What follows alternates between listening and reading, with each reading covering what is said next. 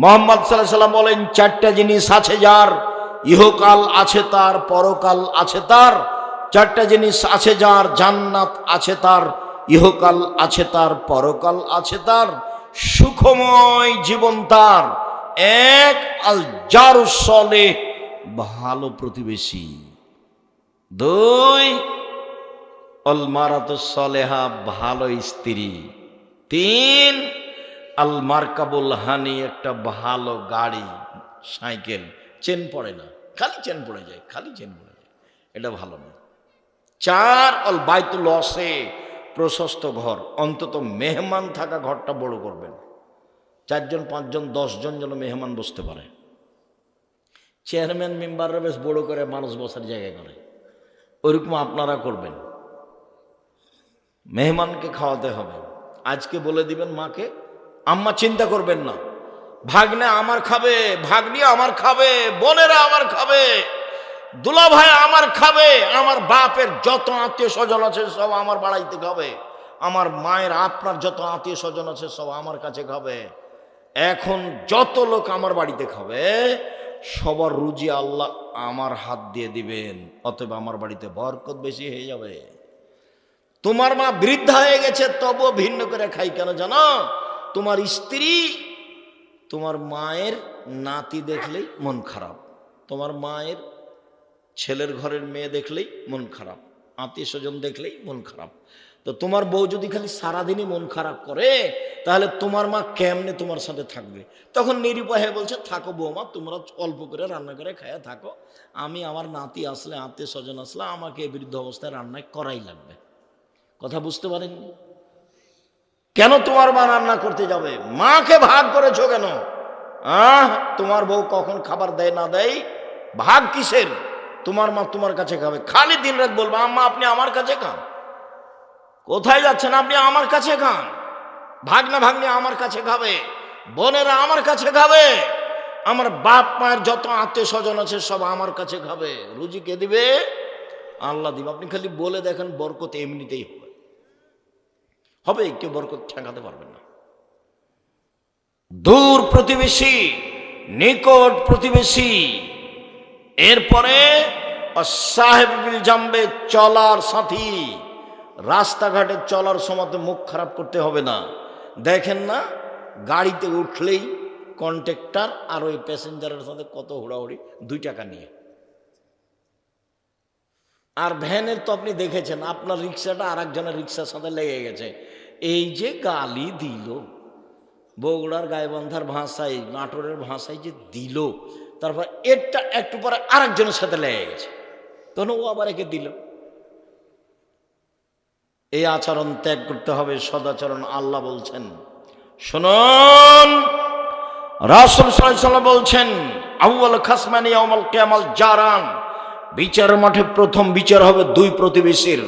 আব্দুল রাজ্জাক সাহেব থামেন থামেন থামেন, আপনার বক্তব্য অবগত হয়েছি, প্রথমে বিচার হবে সালাতের, নামাজের। আজকে যে বলছেন 2 প্রতিবেশীর, জি, সালাত হলো কার হক? আল্লাহর। আল্লাহর হকে প্রথম বিচার হবে কিসের? সালাতের। আর প্রতিবেশীর হক, গন্ডগোল, হইচই, মারামারি, এগুলো কার হক? মানুষের, প্রতিবেশীর হক। এটা আল্লাহর কেন হবে? এই ছেলে, বান্দার হক। কি বুঝলে তুমি? প্রতিবেশীকে গালি দাও। 2 ভাই 2 প্রতিবেশী, 2 দল করে। এই এক ভাই ওর স্ত্রীর সাথে গল্প করছে, থাম, সকালে কেমন করে তুই বের হইস, তোর রাস্তা বন্ধ করে দেবো। তখন কাঁটা দেখে দিয়েছে, ওর বাপ ভাগ করে দিয়েছে, ওদিক ওর ছোট ভাইয়ের, এদিকের, তাকে আসতে হবে কোন ভাগ দিয়ে? ওর ভাইয়ের জমি দিয়ে আসতে হবে। তখন সকালে উঠে কি করেছে? কাঁটা মেরে দিয়েছে। দল করো না, বুঝেছো? দল সংগঠন করো না। এগুলো হলো পশু প্রাণীর জীবন, গরু ছাগলের জীবন, কুকুর স্ত্রীগুলোর জীবন, হায়ানার জীবন। দিন মজুরি করে খাও, ভালো। চাকরি করো, ভালো। ব্যবসা করো, ভালো। আরেকটা পথ আছে, সেটা জায়েজ তবে ভালো নয়, সেটা হলো ভিক্ষা করা। এটা উপার্জন, ভিক্ষা করা উপার্জন, কিন্তু এটা পছন্দ নয়। এসব পথে আসেন। আর হাটে বাজারে যাবেন, দোকানে যাবেন, আসসালামু আলাইকুম আহমদ, লবণ আছে? জি আছে, 1 কেজি লবণ দাও। আহমদ, মরিচ আছে? জি আছে, 200 কাঁচা মরিচ দাও। নেওয়া হয়েছে টাকা, আসসালামু আলাইকুম, গেলাম। এর চেয়ে বেশি দাঁড়াবেন না এতে দোকানপাটে, মাতাব্বরি করবেন না। দোকানের সামনে বসে এই যে গল্প, গাঁজাখুরি, বদনাম, গিবত, ল্যাংটা মেয়ে দেখা, এসব নোংরা আচরণ ত্যাগ করতে, বক্তব্যের সাথে মুনাফিকি করবেন না। বক্তব্যের সাথে মুনাফিকি করে নিজেকে সফল মনে করিয়েন না। একরাহুল কালামাবাদ আলী শাহে, একরাহুম নাও কাবল আলী শাহে। আল্লাহর নবী এশার সলাতের পরে কথা বলা ঘৃণা করতেন। এশার সলাতের পরে কথা বলা ঘৃণা করতেন। এশার সলাতের পূর্বে ঘুমিয়ে যাওয়া ঘৃণা করতেন। বুখারী মুসলিম। এশার সলাতের পূর্বে ঘুমিয়ে যাওয়া ঘৃণা করতেন। আচরণ নবীরটা নিতে হবে, পশু প্রাণী নিয়ে কোনো লাভ নেই। তোমার মাই তোমাকে খাবার দেয়, তুমি আরেকজনের সাথে গল্প করো কেন? পড়ো, ঘুমিয়ে যাও। রাত 10টায় ঘুমিয়ে যাবেন। যারা পড়ো ছেলেরা, তোমরা 10টায় ঘুমিয়ে যাও, 2টায় উঠো, বাকি টাইম পড়ো, তাহলে পড়া বেশি মুখস্থ হবে। 10টায় ঘুমিয়ে যাও, রাত 2টা 3টায় উঠো, অজু করে 2 রাকাত সালাত আদায় করে পড়তে বসো। তুমি ফজর পর্যন্ত 5টা 5:30 পর্যন্ত পড়ো, অন্তত 8 ঘন্টার সমান পড়তে পারবা। তখন থেকে মস্তিষ্ক ঠান্ডা, পরিবেশ থেকে নিরিবিলি। 10টার সময় ঘুমিয়ে যাবো, বাড়িতে কারফিউ জারি থাকবে, 44 ধারা জারি, প্রেসিডেন্ট আইয়ুবের, কেউ কথা বলতে পাবে না। টিভি তো বহু দূরের কথা, কোনো গল্প নেই। মোবাইল ব্যবহার হবে না। মোবাইল দিয়ে বাড়িকে জেনাই সয়লাভ করো না। সম্মানিত দিনী ভাই বোন শুনুন, রাসূল সাল্লাল্লাহু আলাইহি সাল্লাম বলছেন, শোনো পৃথিবীর মানুষ, প্রতিবেশী যদি তোমার দেওয়ালে একটা কাঁটা গেড়ে রশি লাগিয়ে কাপড়টা শুকাতে চাই, তাহলে তুমি বলো না, কাঁটা গাড়িও না, আমার দেওয়ালটার ক্ষতি হয়ে গেল, দেওয়ালটার ক্ষতি হয়ে গেল, সাবধান, বলতে পাবা না। আল্লাহ রাসূল বলছেন, নিষেধ করতে পাবা না প্রতিবেশীকে একটা কাঁটা গেড়ে দিতে। একবারে এইভাবেই এসেছে আদেশ। প্রতিবেশী একটা চাল উঠে ওখানে নিচে রান্না করতে চাচ্ছে, প্রাচীরটা আপনার, আপনি তখন বলছেন না না না না, কালি হয়ে যাবে, কালি হয়ে যাবে। কালি সহ কবরে যায়। এই চরিত্রই খারাপ, এই আচরণই খারাপ, সদাচরণ জানে না প্রতিবেশী কাকে বলে। প্রতিবেশীর সাথে এইভাবে থাকতে হবে, খালি মারামারি, খালি গন্ডগোল, খালি হইচই। আমাকে বলছে, আমাদের এলাকার দেবীনগরের চেয়ারম্যান হলো আমার ক্লাসমেট, শেষের দিকে বসত। তো একদিন বলছে, আব্দুর রাজাক, তোদের গ্রামে যে তোদের বাড়ির ওখানে রাস্তা নিয়ে গন্ডগোল হচ্ছে, তো কী করবি? তুই এক কাজ করিস চেয়ারম্যান, তুই আমাদের বাড়ির সামনে যখন রাস্তাটা যাবে না, তখন আমাদের বাড়ির ভিতর এইভাবে ঢুকে যাবে, দিয়ে আবার এইভাবে আসবে, দেখি কে কিছু বলেন নাকি। কোনো সমস্যা নেই, রাস্তা দিয়ে যেতে আমাদের বাড়ি যখন জমির উপরে যাবে তখন এভাবে চলে যাবে, আবার এভাবে আস, তারপর যাবে। তুই যে এভাবে বলছিস কেন? বলে কোনো সমস্যা নেই, সেই জন্য। তারপরেও যদি মনে করিস যে তাহলে কি করতে হবে, এই যে যারা দায়িত্ব পালন করে অমুক মেম্বার, তাকে জিজ্ঞাসা করিস, যেভাবে হবে সেভাবে করিস। কেন তুই আসবি না? বলে এইসব সামাজিক কথা নিয়ে আমরা যাই না, ও পাতাই তো পড়ি না। প্রতিবেশীর সঙ্গে গন্ডগোল, আমি জীবনে কোনোদিন মানুষের প্রতিশোধই নিইনি। যার যা মনে লাগে সে সুন্দর করে গালি দিয়ে নেয়, মন ভরে, বদনাম করে নাই, কোনোদিন প্রতিবাদ করার প্রয়োজন মনে করিনি। যা মন যা লাগে বলুক, যা করার লাগে করুক। প্রতিশোধনই না, প্রতিবাদও যায় না, প্রতিশোধনই না, প্রতিবাদও যায় না। ওর পিছনে পড়ি না, বদনাম করি না। মাথাতে ওকে তো আমি বড় মনেই করিনি, তো আমি কি দিয়ে তার বদনাম করব? ওতে আগে চলে গেল, ওটাতে আমার মাথাতেই নাই, তা আমি তার বদনাম করব কি দিয়ে? আমি তো হিসাবই রাখিনি, ধর্তব্যই রাখিনি, তো কেন তার দিন রাত বদনাম করব? তার পিছনে পড়া আমার প্রয়োজনই নেই। জীবনে কোনোদিন কারোর পিছনে পড়া আমি প্রয়োজন মনে করি। আল্লাহ তুমি হেফাজত করো, তুমি সর্বশক্তিমান, তুমি সব কিছু করতে পারো। দেখো ছেলেরা, তোমরা দেখো, এইভাবে হুড়াহুড়ি করে মানুষের কাছে জোর করে চাঁদা আদায় করে জাতির জন্য বোঝা হয়ে কি করবা? মারামারি করে, দাঙ্গামা হাঙ্গামি করে, নেতা নির্বাচন করে, মানুষের বিরোধিতা গেয়ে তুমি মোটরসাইকেলে যখন যাও, 8টা 10টা মোটরসাইকেল নিয়ে, তখন তোমার চরিত্র তুমি বুঝতে পারো না। তোমার মুখের উপরে কেউ আসলে তুমি তাকে মারবা। এটা কি? তুমি কি দেখাতে চাচ্ছ? তুমি কি মুসলিম সেনাপতি? তুমি কি খালিদ বিন ওয়ালিদ? তুমি কি হিন্দুর বিরুদ্ধে লড়েছ? তুমি কি ইহুদি খ্রিস্টানের বিরুদ্ধে লড়েছ? তুমি কি দেখাতে চাচ্ছ? কিসের সদাচরণ এগুলো? সম্মানিত দিনী ভাই বোন, রাসূল সাল্লাল্লাহু আলাইহি সাল্লাম বলছেন, সে ব্যক্তি মোমেন নয় যার প্রতিবেশী খেয়ে আছে কি না খেয়ে আছে খোঁজ নেয় না। আয়েশা রাদিয়াল্লাহু তাআলা আনহা বলেন, আল্লাহর নবী বলছেন যে জিবরাইল এসে খালি বলে প্রতিবেশীর সাথে সদাচরণ করেন। জিবরাইল এসে খালি বলে সদাচরণ করেন প্রতিবেশীর সাথে। জিবরাইল এসে আমাকে বলে প্রতিবেশীর সাথে সদাচরণ করেন। তখন আমার মনে হলো যে কবে মনে হয় জিবরাইল এসে বলবেন প্রতিবেশীকে জমি ভাগ করে দাও। এইভাবে বুখারী মুসলিমের হাদিস এসেছে। কেমনে প্রতিবেশীর সাথে টিকবেন? মাওলানা সাহেব আরো চলতে পারে না। আমাদের জিজ্ঞাসা করে দেখেন, আমাদের বছর বছর কথা হয় না, বছর বছর কথা হয় না। কি যে করি আমি বুঝতে পারি না। আমি খালি বলছি আপনারা আসেন না জামিয়া সালাফিয়া, আমাকে ডাকেন, এখনই ডাকেন, এখনই চলে যাব।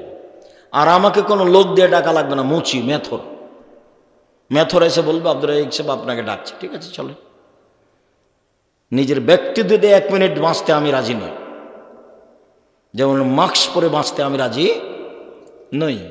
নিজের ব্যক্তিত্ব দিয়ে 1 মিনিট বাঁচতে রাজি নই। ব্যক্তিত্ব বলে আমার কোনো জিনিসই নেই।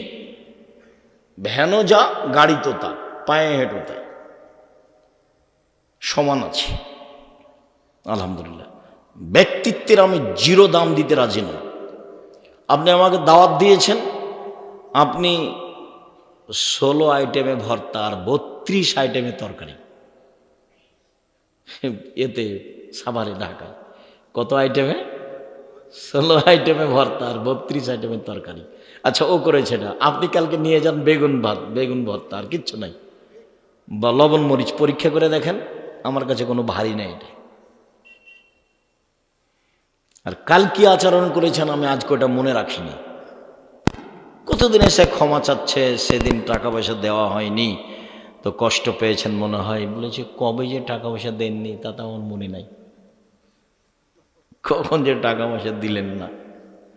এ তো সেদিন কোথা থেকে আসলাম 1 টাকাও দেয়নি, কোথায় জানি এখন এই বছর। এখনো মনে হয় পরীক্ষা করে। একবার তো পরীক্ষা অনেক দিন আগে করেছিল রংপুরে, তো এখনো করে নাকি, হয়তো বা করে, যে দেখি কি বলে। তখন তো পয়সাপাতি হাতে তেমন ছিল না, যদি যে এখনো কোনো পয়সাপাতি অভাব আমরা ইনকাম করি না, বাস জামিয়া সালাফিয়া আল্লাহ দেউলিয়া। সম্মানিত দিনী ভাই বোন, বলছিলাম রাসূল সাল্লাল্লাহু আলাইহি সাল্লামকে একজন এসে বলছে, আল্লাহর নবী আমি কিভাবে বুঝবো যে আমি ভালো মানুষ? কাইফা আলামানি আহসানতু আসাতু, আমি কিভাবে বুঝবো যে আমি ভালো মানুষ? তখন আল্লাহ রাসূল বলছেন, এজা সামিতা মিন জিরানাকা ইয়াকুনু আহসানা ফাকাদ আহসানতা। আরে শোনো, প্রতিবেশী যখন তোমাকে বলবে ভালো তখন তুমি ভালো।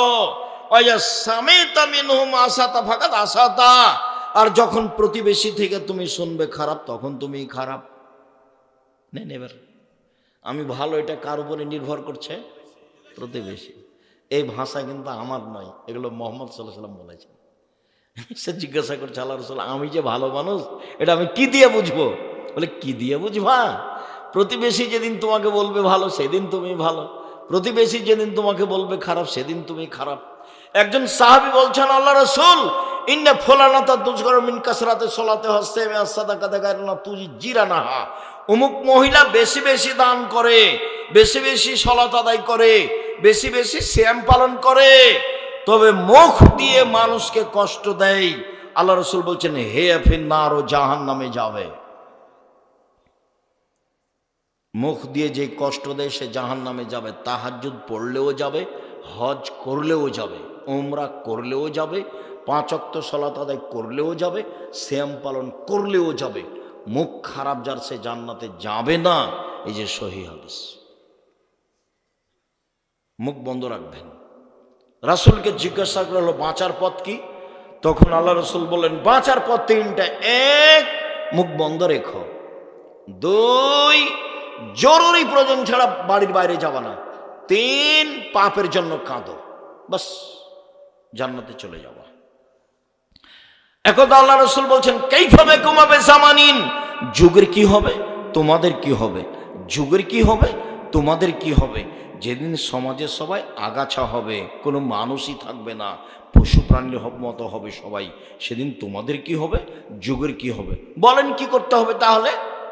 তখন আল্লাহ রাসূল বলছেন, হ্যাঁ, 1 মুখ বন্ধ রেখো, 2 বাড়িতে থেকো, 3 ভালোটা গ্রহণ করিও, মন্দটা ছেড়ে দিও। তখন সাহাবী বলছেন, আচ্ছা ঠিক আছে, বাড়িতে থাকলাম, কিন্তু হইচয়ের সময়তে, দলাদলির সময়তে ও যদি আমাকে বাড়িতে এসে মারে তাহলে কি করব? কথা কি বুঝতে পেরেছেন? আবার বলবো, আবার বলি, এই ছেলে, কাছাকাছি চলে এসেছি, খেয়াল করো তো, বুঝতে পারো কিনা। আল্লাহ রাসূল বলছেন তোমাদের কি হবে, যুগের কি হবে, তোমাদের কি হবে, যুগের কি হবে। সবাই যখন আগাছা হবে, সমাজে কেউ ভালো মানুষ থাকবে না, খালি মারামারি করবে, হইচই করবে, সেদিন তোমাদের কি হবে, যুগের কি হবে। তখন সাহাবীগণ বলছেন, বলেন তাহলে কি করব আমরা, আপনি বলেন।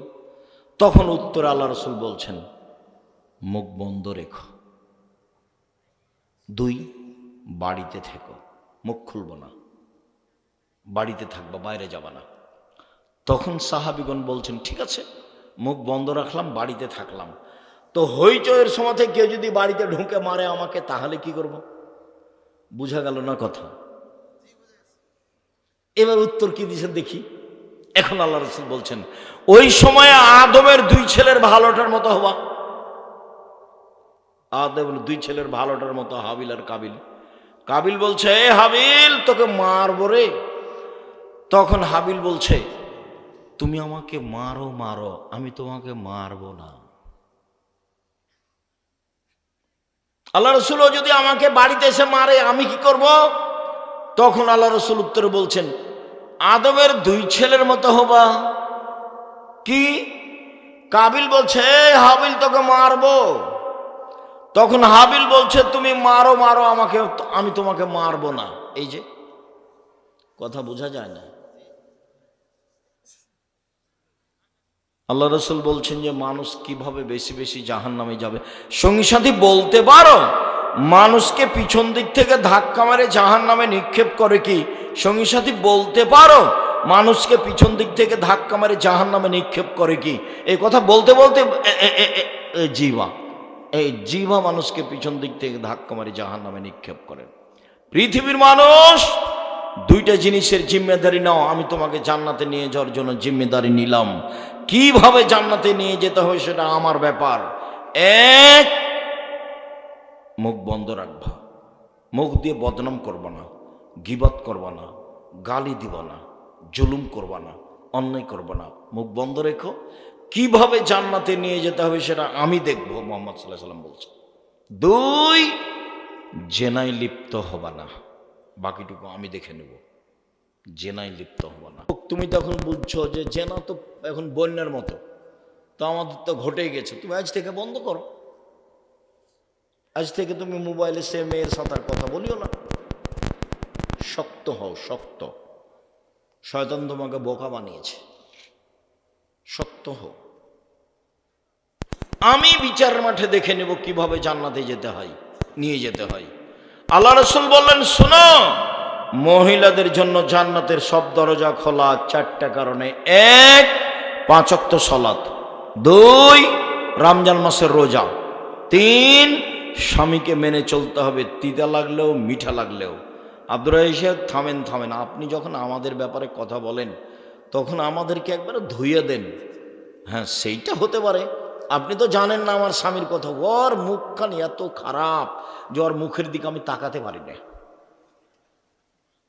এটা হতে পারে। আপনার মুখ খারাপ কেন? আপনার মুখ কেন খারাপ? আপনি পুরুষ মানুষ, মুখখানি এত খারাপ কেন? মুখে অত অশ্লীল কথা বলেন কেন? আল্লাহ রাসূল বলছেন, বউকে যে মানের খাও সে মানের খাওয়াবা। 1, 2, যে মানের পরো সে মানের পরাবা। 3, কটু কথা বলবো না।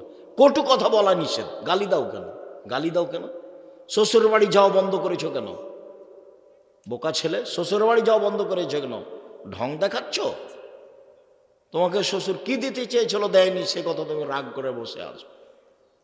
তোমার স্বভাব কেন অত খারাপ? তুমি লুঙ্গি কিনা দাও তোমার শ্বশুরকে, কাজ করে খাও। যৌতুক নিয়েছো কেন? সন্ধ্যা হতে হতে টাকা ফেরত দিবা। ভিক্ষা করে খাওয়া, শ্বশুরের কাছে যৌতুক নিবা না। 4, বউকে মারতে পাবা না। 5, নিজের বাড়ি ছাড়া বউকে কোথাও যেতে দিবা না। নানির বাড়ি, খালার বাড়ি, দাদির বাড়ি, বাপের বাড়ি, মায়ের বাড়ি যাওয়া বন্ধ। জরুরি প্রয়োজনে গেলে সাথে যাবা। বিবাহের বাড়ি যাওয়া টোটালেই নিষেধ। হাট বাজারের তো কোনো প্রশ্নই আসে না। আমাদের বাসা থেকে কোনোদিন জীবনে হাট বাজারে যায় না। আমরা মরে গেছি। আমার 16 বছর ছাত্র জীবন, 35 বছর শিক্ষক জীবন চলছে, আমি কোনোদিন চায়ের স্টলে বসিনি। মরে গেছি নাকি? বেঁচে আছি তো, এই তোমার সামনে বেঁচে আছি, এটা আলহামদুলিল্লাহ। কোনোদিন যাইনি, বসিনি। আমার মা বলতেন, আব্বু, আব্বু তো বলতে জানো, বেটা শোন, 1, দোকানে বসিও না। 2, বন্ধুতালি করো না। 3, প্রাইভেট পড়ায়ও না। 4, দাওয়াত খায়ও না। আমার মা পিছে পিছে হাঁটতেন আর এভাবে বলতেন, 1, দোকানে বসিও না। 2, প্রাইভেট পড়ায়ও না। 3, বন্ধুতালি করো না। 4, দাওয়াত খায়ও না। আমার মা পিছে পিছে হাঁটতেন আর এভাবে বলতেন। সম্মানিত দিনী ভাই বোন, মুখ কন্ট্রোলে রাখবেন। বাস 4টে জিনিস করলে মহিলারা জান্নাতে চলে যাবে। 1, 5 ওয়াক্ত সালাত। 2, রমজান মাসের সিয়াম রোজা। 3, স্বামীকে মেনে চলতে হবে, তিতা লাগলেও মিঠা লাগলেও। 4, জেনায় লিপ্ত হওয়া যাবে না, তাহলে জান্নাতের সব দরজা খোলা, সবটি খোলা, যেটাতে ইচ্ছে সেটাতেই ঢুকবে। 4টে, সবার জন্য জান্নাতের সব দরজা খোলা। কখন? যখন ওযু করার পরে বলবে, আশহাদু আল্লা ইলাহা ইল্লাল্লাহু ওয়াহদাহু লা শারীকা লাহু ওয়া আশহাদু আন্না মুহাম্মাদান আবদুহু ওয়া রাসূলুহু। আপনার জন্য জান্নাতের দরজা খোলা। খেয়াল করে বলতে হবে ওযু করার পরে। সম্মানিত দিনী ভাই বোন, বিস্তারিত আলোচনা সদাচরণ দেখতে হবে। আজকের মতো এ পর্যন্ত বলেই, আমাদের আব্দুল্লাহর বই আছে আল্লাহর পথে যাত্রা, নাকি? আল্লাহর পথে যাত্রা নতুন যেটা বের হয়েছে, আর 1000 ফতোয়া আছে সেটা। আর আমি যেগুলো বলছি সেগুলো উপদেশ বই আছে। আর নামাজের উপরে বইটা আমি হাতে নাতে নামাজ শেখানোর জন্য চেষ্টা করেছি, মানে একবারে চূড়ান্ত সঠিকভাবে আপনি সালাতের উপরে বইটা নিয়ে যাবেন। আব্দুল্লাহর বইটা আছে আল্লাহর পথে যাত্রা, 1000 ফতোয়া বিশিষ্ট বইটা আছে, দেখেন। আর যা বক্তব্য দিই সব উপদেশ বই আছে। আর সালাত শিক্ষার বইটা একবারে হাতে নাতে সালাত শেখানো আছে। কোথায় আছে বইগুলো? গেটের সামনে গাড়িতে আছে, ড্রাইভার আছে, কেউ খালি যাবেন না, বইগুলো অবশ্যই সাথে নিয়ে যাবেন। এখানে কি লেখা আছে? কাপড়ের মোজা মাসে করা যাবে? হ্যাঁ যাবে, সালাত আদায় করা যাবে। কাপড়ের চামড়ার কোনো পার্থক্য নেই, যারা পার্থক্য করেছে তাদের ভুল হয়েছে।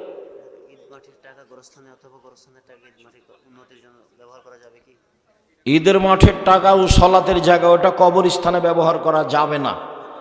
কবরস্থানের টাকা ওই ঈদগাহে মাঠে ব্যবহার করা যাবে। অসুস্থতার কারণে স্বামী বাড়ি থেকে বের করে দিলে এবং ছেড়ে দিলে স্ত্রীর এখন কি করণীয়? স্বামী যদি তালাক দিয়ে দেয় তাহলে আর কি করতে হবে? বাপের বাড়ি চলে যেতে হবে, ভাইয়ের কাছে গিয়ে থাকতে হবে। এই জন্য ভাইয়ের ডবল জমি আছে ভাগে, যে নিরুপায় হয়ে গেলে বোন কোথায় গিয়ে থাকবে? ভাইয়ের কাছে থাকবে। এনজিওতে ঘর ভাড়া দেওয়া যাবে না, ওই টাকা হারাম। একদিন অথবা দিনের কিছু অংশ সফর করলে কসর সালাতের বিধান কি? কসরের দূরত্ব নেই, যখনও বুঝবে যে আমি সফরে বের হয়েছি, কসরের দূরত্ব নেই। সালাতের বইটা পড়ো তোমরা, বিস্তারিত নিয়ম দেওয়া আছে। রাসূল সাল্লাল্লাহু আলাইহি সাল্লামের সালাত বনাম প্রচলিত সালাত। যখনও বুঝবে যে আমি সফরে বের হয়েছি, তখন বাড়ি থেকে বের হয়ে যেখানে টাইম হবে সেখানে কসর করবে। কোরআন তেলাওয়াতের পরে সাদাকাল্লাহুল আজিম বলা বিদাত। প্রস্রাব পায়খানা করার পর হাত বা না ধুলে কি কোনো গুনাহ হবে? হাত পা নাকি না ধুলে? হাত তো মাজতে হবে পেশাব পায়খানার পরে, তারপরে হাত পা না ধুলে কোনো ওযু না করলে কোনো সমস্যা নেই। 7 দিনে আকিকা না দিতে পারলে আকিকা নেই, 7 দিনের দিনই দিতে হবে। অত চিন্তা করো কেন? একবারে মরতে বাকি আছে, কানা ন্যাংড়া কুরবানি করা, আকিকা দাও। এই কি কুরবানি? কুরবানি হলো তরুতাজা লাগে, মোটা লাগে, কান লাগে, চোখ লাগে, লেজ লাগে, পা লাগে, ঝকঝকে লাগে। আর আকিকা হলো টেরা কানা ছোট ল্যাংড়া, খালি মরতে বাকি আছে। 200 টাকা 500 টাকা কেন? আকিকা হলো জিম্মেদারি, আর কুরবানি হলো নেকি। কুরবানি কিসের কাজ? নেকির কাজ। আর আকিকা নেকির কাজ নয়। আকিকা হলো বাপের জিম্মেদারি, দায়িত্ব। ছেলের কেনা সম্পত্তি ছেলে মারা যাওয়ার পর ছেলের মা যতটুকু অংশের ওয়ারিশ হয় ততটুকু সম্পত্তি ছেলের মা তার অন্য সন্তানদের না দিয়ে মৃত্যু ছেলের নাবালক সন্তানদের দিতে পারবে কি? জি না, 3 ভাগের 1 ভাগ দিতে পারবে। ছেলের যেটুকু জমি ভাগে পেয়েছে এইটুকু যদি কাউকে দিতে চায়, যারা অংশ পাবে না তো সম্পূর্ণ দিতে পাবে না। কতখানি দিবে? 3/1। বুঝতে না পারলে পরে জিজ্ঞাসা করে নি। নামাজের আগে 2 রাকাত সুন্নাত যে নামাজ পড়তে হয় সেটা যদি পড়ি তাহলে কি 5 ওয়াক্ত নামাজেই পড়তে হবে? না, যেসব সালাতের সুন্নাত আছে আগে সেসব সালাতে তাহিয়াতুল ওযুও নাই, তাহিয়াতুল মসজিদও নাই। আর সুন্নাত আছে যেসব সালাতের পড়তে পারলে ভালো, পড়ে, না পড়তে পারলে কোনো সমস্যা নেই। সন্তান যদি মাকে টাকা দেয় এবং সেই টাকা মা দান করে দিলে কার সব হবে? মা বেটা দুজনেরই হবে। জাকাতের নগদ অর্থ, স্বর্ণালঙ্কার ব্যবসার অর্থ সবগুলো একত্র করে নেশাব ধরবো নাকি? জি না, ভিন্ন ভিন্ন। স্বর্ণ ভিন্ন, রূপা ভিন্ন, টাকা ভিন্ন।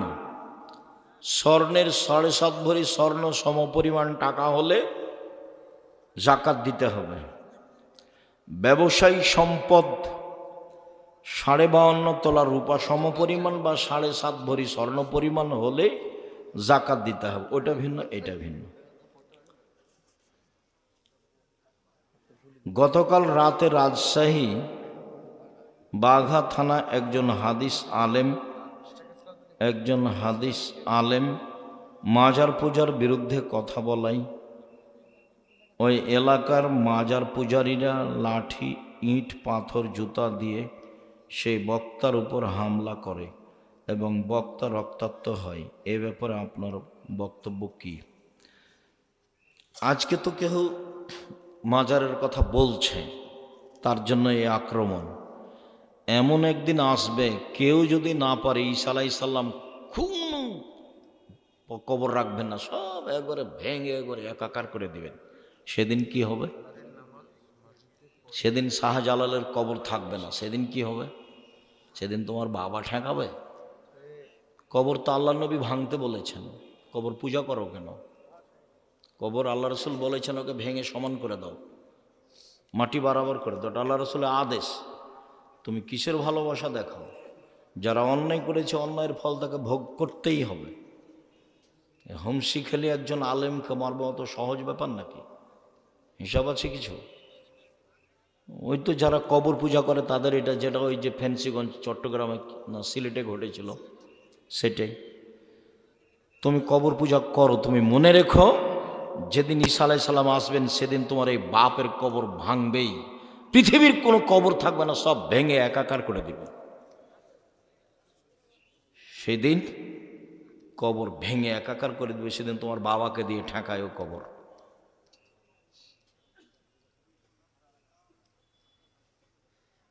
পিতা থেকে বেঁচে থাকা সত্ত্বেও সন্তান যদি জমি জোর করে নেই এবং মেয়েকে জমি হতে বহিষ্কৃত করে, এইগুলো বঞ্চিত করে, জুলুম।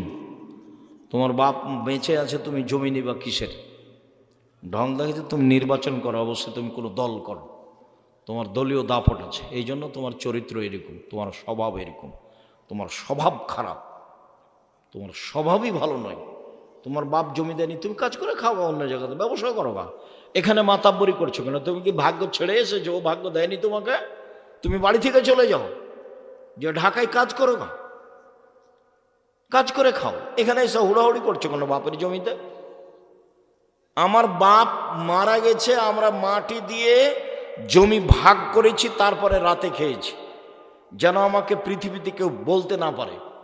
আমি তো জমি চিনি, আমার ছোট ভাই জমি চিনেই না, প্রায় 17 বছর চলছে, আমরা জমি দেখিও না, খোঁজও নি নেয়।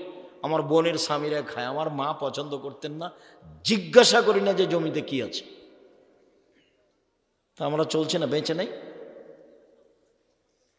বাপ বেঁচে আছে, বোনকে জমি দেবে না, মারামারি করো কেন? স্বভাব কেন এত খারাপ? কোরবানির চাঁদ উঠলে কি নখ কাটার জায়েজ? না, নখ কাটা হবে না। ফজরের নামাজ মসজিদে পড়ে বাড়িতে এসে ইশরাক পড়লে সিয়াম কিয়ামের সব পাওয়া যাবে না। ইশরাক বাড়িতে হবে না, যেখানে ফজর পড়েছে সেখানেই হবে। আর না হলে তাহলে বাড়িতে চলে আসলে কি পড়তে হবে? চাস্ত 7:30, 8টা, 8:30 এরকম সময়। হাদিসের নামে জালিয়াতি, ডক্টর আব্দুল্লাহ জাহাঙ্গীর, বইটি ভালো, পড়েন, অনেক ভালো কথা আছে। লা ইলাহা ইল্লাল্লাহ মুহাম্মদ রাসূলুল্লাহ সহিহ হাদিস দ্বারা, লা ইলাহা ইল্লাল্লাহ মুহাম্মদ রাসূলুল্লাহর বর্ণনাটা জয়ীফ হাদিস, কিন্তু একে বলা হয় মানান সহিহ। এ অর্থে আরো বহু হাদিস আছে, যার কারণে লা ইলাহা ইল্লাল্লাহ মুহাম্মদ রাসূলুল্লাহ বলাতে কোনো সমস্যা নেই। আর নয়,